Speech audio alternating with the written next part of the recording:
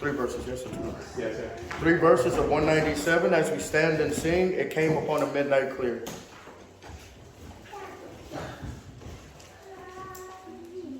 As we stand and sing, verses 1, 2, and 4. It came upon the midnight clear, that glorious song of old, from angels bending near the earth to touch their hearts of gold. Peace on earth, goodwill to men, from him our gracious King. The world in solemn stillness lay to hear on the second verse. Still through the cloven skies they come, with peaceful wings unfurled, and still their heavenly music floats o'er all the weary world. Above its sad and lonely place, they bend on hovering wings, and ever roar its babble sounds, the blessed on the last verse. For Lord, the days are hastily gone, by prophet fellows foretold, when with the ever circling years shall come the time foretold, when the new heaven and earth shall own the Prince of Peace their King, and the whole world send back a song which now the angels sing. Sing the first, the third, and the fourth. First, third, and fourth. Oh, little town of Bethlehem, how still we see thee lie. Above thy deep and dreamless sleep, the silent stars go by. Yet in thy dark streets shineth the everlasting light. The hopes and fears of all the years are met in. On the third verse. How silently the wondrous gift is given. So God imparts to human hearts the blessings of his help. No ear may hear his coming, but in this world of sin, where meek souls will receive him still, the dear Christ enters in. Last verse. O holy child of Bethlehem, descend to us, we pray. Cast out our sin and enter in, be born in us today. We hear the Christmas angels, the great glad tidings tell. Oh, come to us, abide with us, our Lord Emmanuel. All right, Isaiah 7. We're going to read through some verses, and I'll sort of summarize those as we make our way through. Verse 14 is your well-known verse from this chapter, where we're told, "Therefore the Lord himself shall give you a sign, behold, a virgin shall conceive," where it goes from there. But I want us to get some historical context for what is happening going into these verses. And I want you to kind of forget what you know, or what we think we know about what chapter 7 has to say, and let's just read it for what it is. Isaiah 7:1, it came to pass in the days of Ahaz, the son of Jotham, the son of Uzziah, king of Judah. Again, trim down the names just so you see that Ahaz is the king of Judah. We know from our study of 2 Chronicles that he is the one who did evil in the sight of the Lord. That Rezin, the king of Syria, and Pekah, the son of Remaliah, king of Israel, went up toward Jerusalem to war against it, but could not prevail against it. Now, you might read that and think, wait a second, if this guy's the king of Israel, what is he doing waging war on Jerusalem? Isn't Jerusalem in Israel? Understand we're talking about divided kingdom here, and when it talks about Israel, it's talking about the northern kingdom. Judah is the southern kingdom. Jerusalem is the capital of Judah. So we have an alliance here that is going against Judah. The alliance is Syria and Israel and one more region, verse 2, and it was told the house of David, saying, Syria is confederate with Ephraim, and his heart was moved, and the heart of his people as the trees of the wood are moved with the wind. Ephraim is sort of like a buffer zone between Judah and Israel, or northern kingdom, or Samaria. Any of those names is talking about the same place. So Judah's next door neighbor. If you could imagine, to put it into Civil War terms, we're talking about here, you've got Washington, D.C., the capital of the country, but Virginia belongs to the Confederacy. And so the whole Arlington area is a constant threat to the security of Washington, D.C. Same thing here. Since Ephraim is confederate with Syria and Israel, they're right there on the doorstep of Jerusalem, so that's going to be an area they're going to need to highly protect.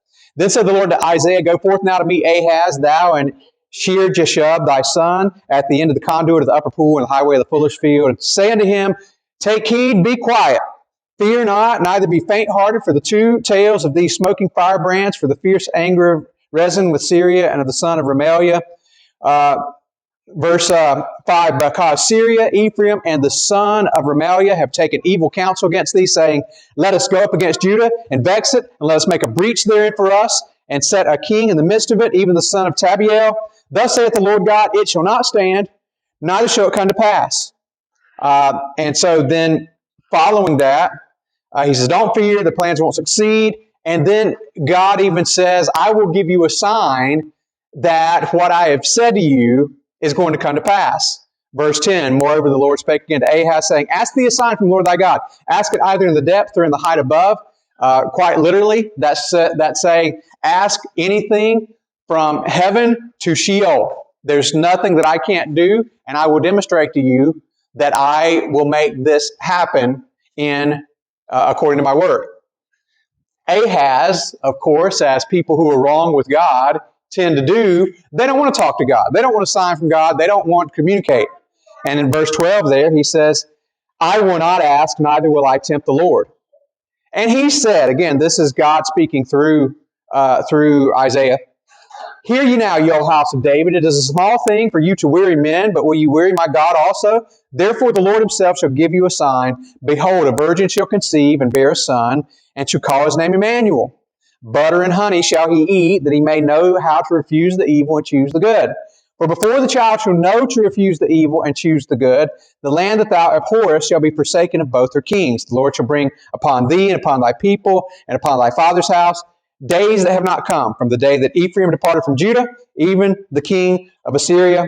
It shall come to pass in that day that the Lord shall hiss for the fly that is the uttermost part of the rivers of Egypt, and for the bee that is the land of Assyria.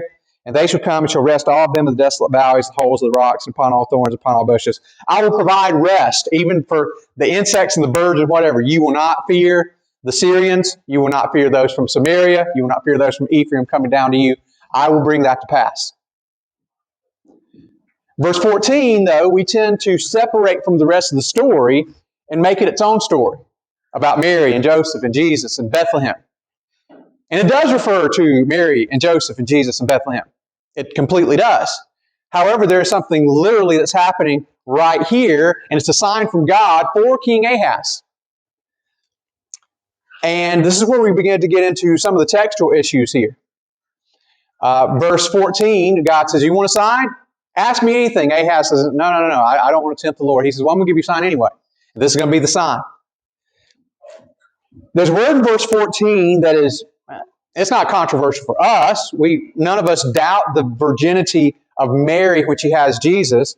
But the word there is a problem for some. When we get there, it says, behold, a virgin shall conceive.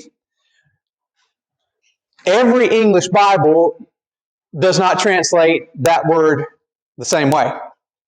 Some translate it as young woman. Those would be the Good News Translation, the JPS Tanakh, which is like a Hebrew translation, allegedly like a word-for-word Hebrew. New American Bible, the NET, New Revised Standard Version. And then in many margins of other Bibles, it will say also young woman. Again, I don't have any other Bibles on me. Did I keep that Gideon's? It's just New Testament though anyway. It's not the whole Bible. There were some Gideons giving out scripture, and I took one. I told him, I've got plenty of Bibles. He said, take one anyway. You might give this one to somebody. Yeah, it's New Testament, Psalms, and Proverbs. So he handed it to me, and I was like, oh, I'll take it. He coerced me to take it. And I opened it up as an IB, and I thought, I probably won't give this to somebody else, but it might be nice to have. And it's just a pocket New Testament. So it's not going to have Isaiah in there at all anyway. But I don't own a full version of the other copies of the Bible. And even online translations, I can't see what the notes are in the margins. But I have been told, a source online stated that the margins of certain Bibles, the ESV, New King James, I can't remember if ASV was one of those, but they have in the margin also young woman instead of the word virgin.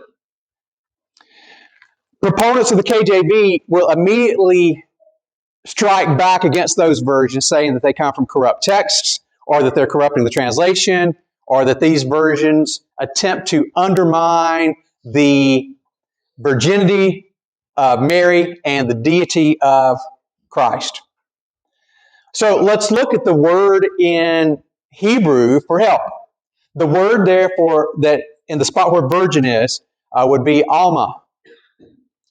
The definition, the strict definition of almah, is a young woman who has reached puberty and is able to bear children, and thus that is eligible for and in a condition to be married. There is a Hebrew word that specifically means virgin, and that is betula or Bethulah. That specifically means virgin. We do have a place where that word is found specifically. Genesis 24:16, when the servant of Abraham is going to look for a bride for Isaac, and he says, behold, and he came across a damsel that was willing to water all of his camels and all this, and it says, he saw a damsel that was very fair to look upon, also a virgin. And you had the word there, that Bethulah, that indicated that she was not just a young woman of marriageable age, but that she was indeed, she was a virgin girl that could be brought back for Isaac. There are places in the Old Testament where almah is used for a concubine, which, if you think about Solomon, who had 300 of one and 700 of another, and I usually get confused, 300 wives and 700 concubines, is that the right order? It's generally presumed those concubines, if they've not already, would eventually have had their turn with Solomon. You know what I mean? And then, therefore, we would no longer have considered them virgins, but they would still be young women that has passed puberty and is of a marriageable age. If the Hebrew word there in Isaiah 7:14 had been Bethulah, without doubt, anything other than virgin would be a mistranslation. But almah could be a virgin, might not be a virgin. And that's very important when we understand that what's written here in Isaiah is both an immediate prophecy and a long-range prophecy that would be fulfilled 600 years later. Let me just ask you this question just for your thinking. How many women in the history of the world do you believe have had a virgin birth? Just Mary? Or Mary plus another woman here, maybe a few others, in China and just all around, a couple in the United States? What do we think? Just think about it. You don't have to answer that just here, but let's think about this a little further. Is there only one virgin-born child, that being Jesus? Colton and I were talking about something at the end of the service this past week, that that I'm going to go into a little bit more about, if a woman did give birth to, give a virgin birth, it would have to be a female based on, and we'll talk about some of the reasons why that is in just a second here. But in particular, a male son, because here in Isaiah 7:14, what was born was a male son. They shall call his name Emmanuel, or his name shall be called Emmanuel. It's a he. No question about that. Is there only one virgin-born son, that being Jesus, and no others? If there is more than one, think about this. Could there be more than one potential Savior for mankind? Now, dealing with topics of virgin birth, or we'll actually use a different term in a second here. In nature, there are organisms that can reproduce of themselves without any type of sexual or reproductive activity. They are made through a process called parthenogenesis. That's a compound word formed from two Greek words. Parthenos is virgin, and genesis, of course, would be the beginning of something, the conception, a virgin conception. A few life forms that do reproduce this way: wasps, honeybees, fish, birds, lizards. These are a few that do. This is where, and they will always create females where two of the same chromosome equals a female. For example, in humanity, an XX brand is a woman, XY is male. There are other life forms where the same chromosome is a male. ZZ in that format is a male. ZW is a female. WW is non-viable. It doesn't live. Those are more rare than your XXXYs.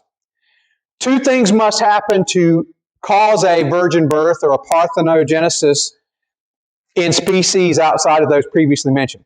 The first is you have to have fertilization of an egg.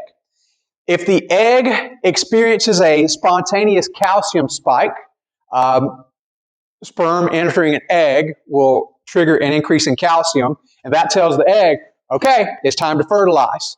In a laboratory, scientists can inject eggs with calcium and create a faux fertilization to start the next step in the process. That next step is cell division. What happens here is the female's eggs dumps half of its genetic material to make room for the male's DNA. But then without the male's DNA coming along, you have an egg that started the fertilization process, but it only has half a copy of what is needed to bring life about. So as that egg continues to try to grow, it does not have all the genetic information it needs. So anything that it would create would be a mutant, if we can say it that way. It would be malformed. Something with one arm, one leg, or three of something, or born with a head but with no brain inside of it, something of that nature.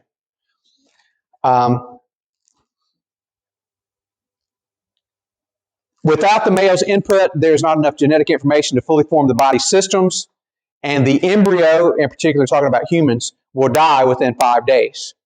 Inside of a laboratory, Japanese scientists were able to create a mouse that only had the mother's DNA, but nonetheless, it was still fertilized with actual male DNA, but somehow they were able to isolate and create one that just had the female DNA. But again, this is tampering on a grand scale to do this. Let me say this.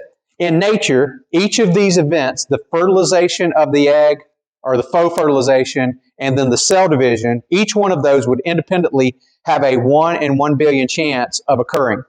So if both of those occur, the way you figure probability of two consecutive events mathematically is the probability of one times the probability of another. So we're talking about the chances of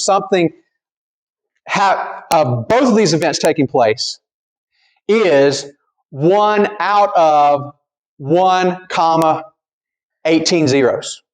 That would be the probability of those two things occurring, and then whether the animal or the organism lives beyond that is even a smaller chance. So that being said, do you think that there have been other virgin births beside Jesus? the probability would be lower than the probability of any lottery that has ever been attempted. Of probably, it would be the equivalent of someone winning the Powerball lottery 10 times in a row to give you the concept of what kind of odds would need to happen to make that happen. So let's put it this way. Without God's direct intervention, the odds of there being a virgin birth that God didn't do are smaller than even microscopically small. When we look at Isaiah 7:14 and we view this as both an immediate prophecy and a long-term prophecy, then was the seed of the woman in the 6th century BC during the time of Ahaz the son of a virgin, a son of a Bethulah, or the son of a young woman, an almah? When the word almah is what appears there in our Hebrew text. Well, let's go back and think about what the sign was about. First of all, God gives this sign to trigger hope within Ahaz. Hey, listen, you're going to live. This kingdom is going to survive. Everything's going to be all right. Jerusalem's not going to be sieged or overtaken. And here's the four ways he gives hope. Judah, first of all, Judah is not going to be ended and the people slain because women, particularly this woman, is going to give birth in the near future. Secondly, the name of the baby is, what was the name of the baby? Emmanuel, which means, we all know, God with us, or God is with us. If God is with us, we have a verse in the New Testament, if God be for us, who can be against us? And this verse saying, God is with Israel. Even with this kingdom, with this wicked king over it, God is still looking out for his people, even though you're not doing the right thing, Ahaz. So that is comforting to one who trusts in the name of Jehovah. And then thirdly, this young baby will grow past the stage of breastfeeding to the point that he can be given milk and honey. We're going to talk about that in a second. So he's going to get past infancy, and he's going to develop, and he's eventually going to learn the difference between right and wrong. What does it say there about him? He'll know to refuse the evil and choose the good. And then verse 16 says, before the child shall know to refuse the evil and choose the good, something will happen. Before he is old enough to know right from wrong, and after he is on a butter and honey diet. That sounds good right there. I can think about having me a butter and honey and a hot biscuit. It's just come out of the oven, and then put me some strawberry jam in that thing. Now, we got to talk about something now. He's not quite old enough to tell right from wrong, but he's on a butter and honey diet. What will happen between those two events? The kings of Israel and Syria will be dead, and their heirs will be in charge, and they're not going to care about attacking Jerusalem anymore. Let's just do some. I don't know if this is common knowledge or not. I had to look it up myself. One thing you can't look up, but we'll just kind of take a poll here. When would you say that your children began to know the difference between right and wrong? And I'm not talking about fine nuances or whatever, but you could tell them to do something, and they knew they were disobeying if they didn't do it. At what age? By 2? My thought was 2, and I wanted to see what mothers and other fathers had to say. By the time they're 2, they know whether or not they're obeying you. They know what's right and what's wrong compared to what you've told them to do. Now, here's the maybe lesser known fact. When do doctors say it's all right to give your child honey? And when do doctors say it's okay that they may begin having butter? I had to look these up. It is 1. She is correct. She's an expert on this thing. You got one more coming up here. What we're told is that what I found online is that doctors recommend that you do not give your child honey before the age of 1, and that they can begin having butter by the age of 6 months or so. I mean, don't give them a stick of it, but if you want to butter something, that it should be okay. So what Isaiah is saying here to Ahaz is, okay, there's a woman who shall conceive. Matter of fact, even some scholars believe this means she may already be pregnant and will be giving birth soon. But if we take literally what it says she shall conceive, which is future tense. Either way, you got a woman who's about to conceive. Give it 9 months. And then at the end of 9 months, you got a birth. And then a year from that birth, that child will have already been eating butter and honey. It's okay at that point. And then by the time he's 2, which will be about 2 years and 9 months from now, the kings of Israel and Syria are both going to be dead. So God's given a very specific time frame there, a window of a year when both of these kings are going to die. What we find here, if I can just summarize that very quickly, is this. The interpretation of this sign from this 6th century Emmanuel is this.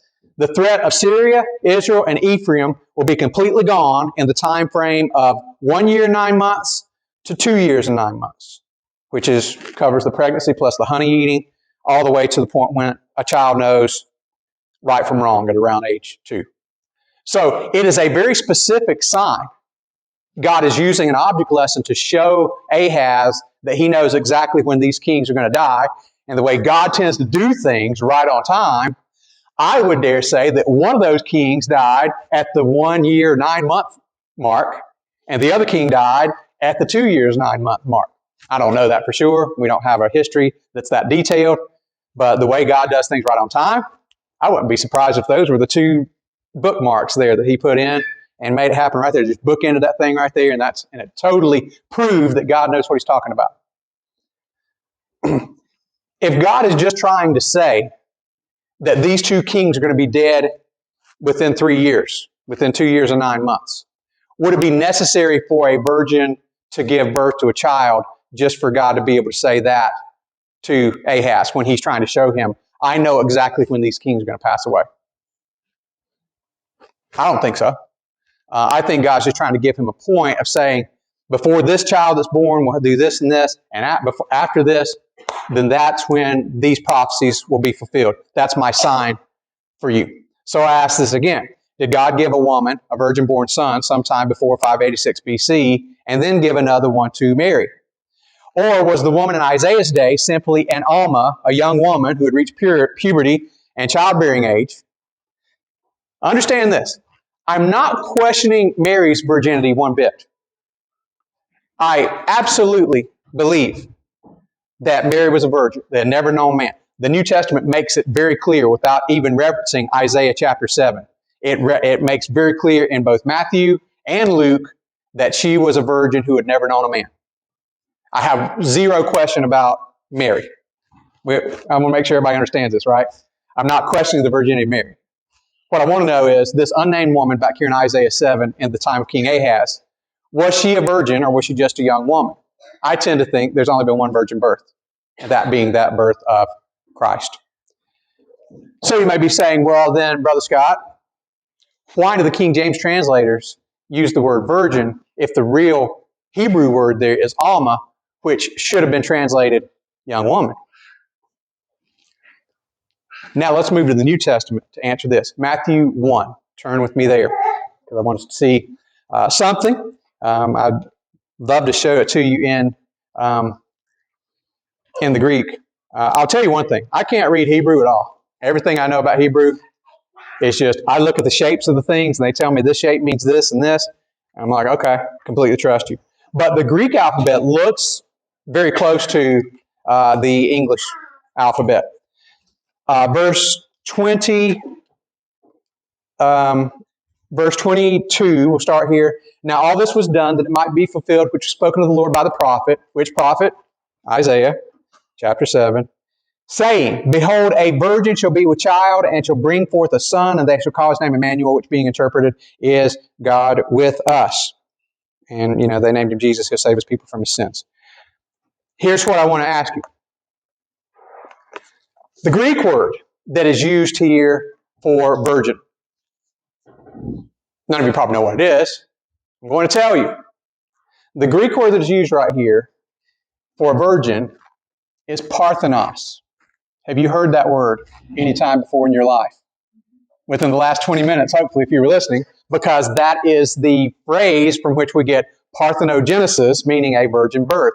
So the word that's used there in the Greek is unmistakably that of virgin, not just young woman or not just a maiden or damsel. Is definitely 100% means virgin.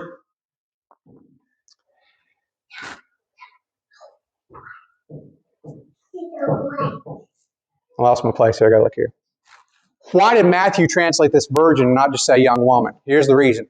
Because Matthew has received inspiration and revelation from God to connect the Isaiah 7 passage with the birth of Christ. This is called progressive revelation, in that as time moves on, we begin to understand a better picture of what God's plan is for mankind. I made a meme post a year ago that has gotten several thousand likes, and I didn't really know this could do anything. But it is an attack on the "Mary Did You Know" song. I'm not opposed to "Mary Did You Know." It's a nice song, but I just kind of busted on a little bit because Mary did know that she was having a baby that was special, that was of God. But all the specifics, Mary didn't know everything that would happen. Matter of fact, she's even told by Simeon that a sword will pierce through your own heart also. And Mary's thinking, what's that about? I'm giving birth to the king of the Jews. Why am I going to have a spear? Why am I going to be pierced through my heart? Well, Mary doesn't know that Jesus is going to die the way that he died. She doesn't know everything, but she knows that this is the Son of God. Even at the time that Christ was born, his parents didn't know, his mother and Joseph, his cousin John the Baptist, and his future disciples did not understand that Christ would die on the cross. Matter of fact, after Jesus had to tell them several times before they began to pick up on it. When did they truly understand that he was going to die and rise again? After he had died and risen again. That's when they kind of figured that out. Progressive revelation means that even a man like Isaiah, when he wrote the words that we find in chapter 7, he didn't even necessarily know that he was making a prophecy about the Messiah that would come 600 years later. I don't think he knew that. I think he was kind of in the dark about that. Progressive revelation is the same means God used to reveal to Paul information about the rapture. No other gospel writer talks about the rapture except for Paul, and he does that in his letter to the Thessalonians. So here's what we've got here. The New Testament Greek uses Parthenos. Matthew wrote Parthenos. The Greek Septuagint, which is the Greek translation of the Old Testament, uses Parthenos in Isaiah 7:14. Even the corrupt Westcott and Hort texts that most of the newer translations are translated from use the word Parthenos. They don't cast any doubt on the fact that Mary was a virgin when Christ was born. So again, why do we use virgin there in Isaiah 7 when a literal translation might really be young woman? Because of the progressive revelation, and understand this, translators that understand the double meaning of Isaiah's prophecy, that have the luxury of hindsight that not even Isaiah, who spoke and wrote the words, had, and that they have a Greek New Testament where virgin is explicitly used when referencing Isaiah 7:14, well, how would you have translated it knowing what has happened in the New Testament and looking back on it and seeing it all? You'd be like, I'm going to translate it the same way that Matthew wrote it down, virgin. Because even though there are two prophecies being fulfilled in Isaiah chapter 7, a short-term one and a long-term one, the more important prophecy, the major prophecy that is fulfilled is the birth of Christ, and that was a child that was born of a virgin, not just one who was born of a young woman. The betrothed spouse of Joseph, the Blessed Mary, is an almah. She is a young woman who has gone through puberty and is of childbearing age, but she's more than just an almah. She is a betula. She is a parthenos. She is a virgin. She is the Virgin Mother, the one mentioned in the long view of Isaiah 7:14. I haven't really told you the title of the message, but the title of the message is The Virgin Birth and the Star of Bethlehem.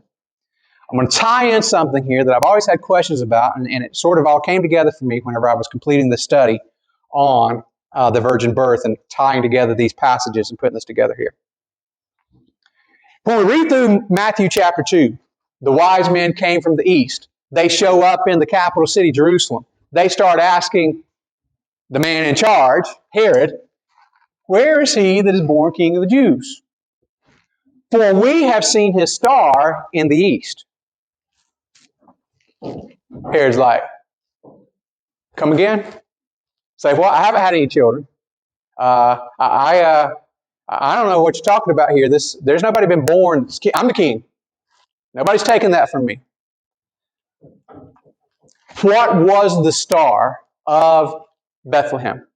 You may have seen it on Facebook a couple years ago. You might have seen it on this year. You'll be able to see the Star of Bethlehem for the first time in so many hundred years this year. Well, that's actually a 2-year-old post because it's something I'm going to talk about. One of the options I'm going to give you of what the Star of Bethlehem was actually did happen in the year 2020. There are several views of what the Star of Bethlehem really was.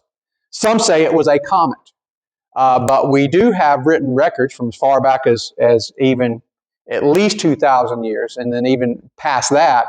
And there's no reference to any recorded comets that would have been in Earth's atmosphere within the time frame. Of course, we know Halley's Comet every 76 years, but it doesn't even fall whenever we believe Christ was born in the year 3 or 4 BC. Some say that it was a supernova, a star that was burning out and increasing in brightness, and that would have lasted for weeks or even months until it completely dimmed out. But astronomers, and there are no records, and the Chinese in particular kept very meticulous records of anything that was out of the ordinary in the night sky. And there's no record of anything happening like that, of any type of supernova or any type of comet, until you get to about 185 years after that. What else could the star have been? Some believe it's a convergence of planets, that Jupiter and Saturn could have been in a possible orbit that would have overlapped from our point of view, and that Jupiter and Saturn would have been able to be seen and would have made a brighter star. But again, scientists are able to take the modern paths and orbits of planets and can backtrack from that and rewind and determine where the stars and planets were in the sky on any particular night in history through using computer models. And they can do that, and there's no convergence of Saturn and Jupiter anytime near when we believe Christ was born. Another one is this, that scientists and some theologians believe that what was being seen, and there are even records that we can go back and backtrack and project what the stars and planets would have been like in around the year 3 BC, where there would have been a convergence of Jupiter and Venus and a third star that we're going to talk about that would have created a brighter than normal star. Although we know it's 3 stars, those 3 are a star and 2 planets. Those 3 heavenly bodies would have created a light that would have been brighter than an ordinary star. Numbers 24:17, you don't have to turn, I'll read it for you. It's where we get the idea that even these men from the east is talking about probably either where we have modern day Iraq or Iran.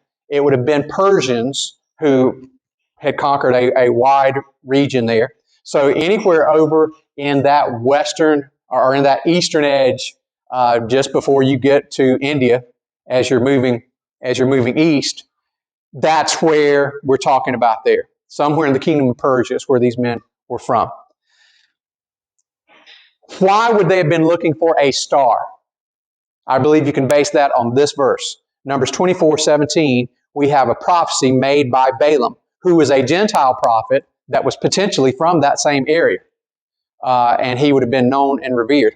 Numbers 24:17 says this, I shall see him, but not now. I shall behold him, but not nigh. There shall come a star out of Jacob, and a scepter shall rise out of Israel, and shall smite the corners of Moab, and destroy all the children of Sheth. So from where they are, looking east, that's the land of Palestine. That's Israel going that way. If you go as far east, if you start in Iraq or Iran, and you go as far east as you can, due east, you will hit the Mediterranean Sea on the Israeli coast. That's the area they were headed. They knew where that would be pointing. That's pointing toward Israel. We see the star over there, and here is the star out of Jacob. Jacob is Israel. And it says, a scepter shall rise. What does a scepter signify? A king, one who's in charge. Therefore, they would have put together those 2 pieces of information and said, when we see a star rise to our west, we're in the east, we see a star rise to our west over the land of Israel, that's when the scepter will be born. That's when the king of Israel will be born. So when they showed up and asked Herod where the king of the Jews was born, he's like, I have no idea what you're talking about. So he asked his men, where is the Messiah supposed to be born? And they said, and all of his scribes and priests said, oh, well, we know this. He's supposed to be born in Bethlehem. Well, Bethlehem's only, a few miles from Jerusalem. And he tells them, and he says, hey, do me a favor. When you find him, come back and tell me. I want to worship him also. He's sitting there, crossing his fingers. He ain't planning on worshiping him. He's going to kill him because he doesn't want to rival to the throne. They go to Bethlehem. They find the babe. Now, I fully believe that what they saw was the convergence of Jupiter, Venus, and one other star that I'll tell you the name of in just a minute. And that's what they saw from Persia, where they were. But when they got to Israel, Jerusalem, Bethlehem, that whole area would be under the star that's located, millions and millions of miles away. How am I going to know when I'm directly under the star? I believe that once they got to Jerusalem, that another light, similar in brightness, similar in shape and color, that was something supernaturally created by God, or that was the form of an angel in his brightness, came down and was inside our atmosphere, because otherwise, how else would you know that you were exactly at the right house by looking at the star? I mean, have you ever thought you were directly under the moon? If you looked up in the sky? Well, how many other million people probably thought they were directly under the moon too? Right? How would you know if you were directly under a star unless that star was a whole lot closer than, the sun is 93 million miles away. That's the closest star. So the rest of these stars and planets are hundreds of millions of miles away. How would you know if you were directly under it unless it was a luminary that was inside our atmosphere that actually came down and was over the specific house? I believe the Star of Bethlehem was two things. First of all, could have been a convergence of heavenly bodies, but then secondly, once they got to Jerusalem and needed very specific guidance to a specific house, that it was a light created by God or an angel that was revealing his glory. Okay, you can think something otherwise, but I think that's the only way you'd be able to narrow down the correct house and just go knocking on the door and say, hey, you got a new baby in here? Well, we sure do. How'd you know? Well, we won't talk about that. Let's just see the baby.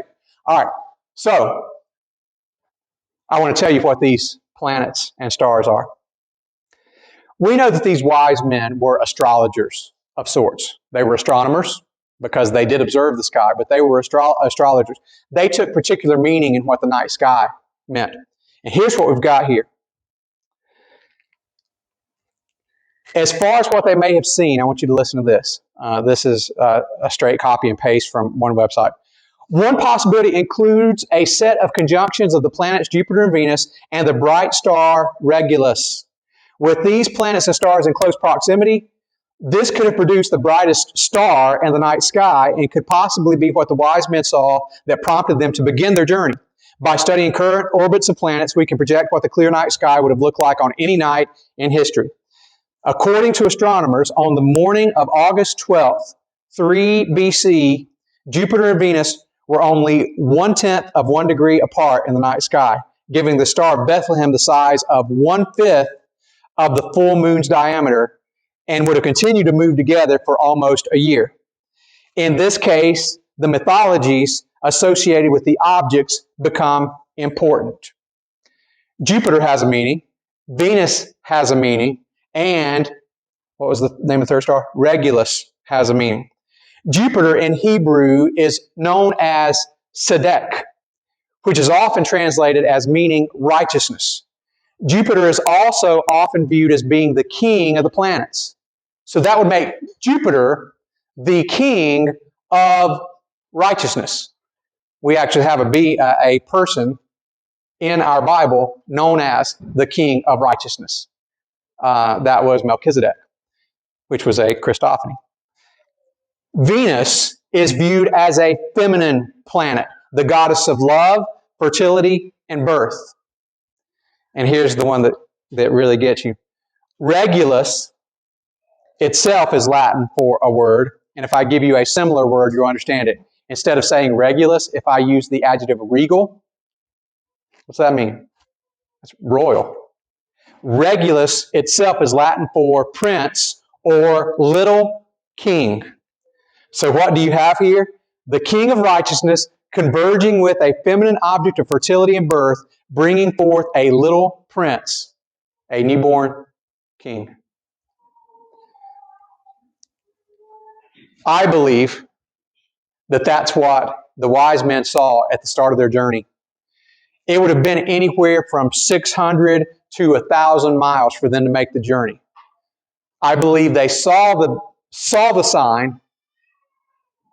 I don't know if they saw the sign when Christ was born or if they saw it so that they would get to Israel, but nonetheless, they had to travel a distance. There was some time involved for them to get from their land to Bethlehem.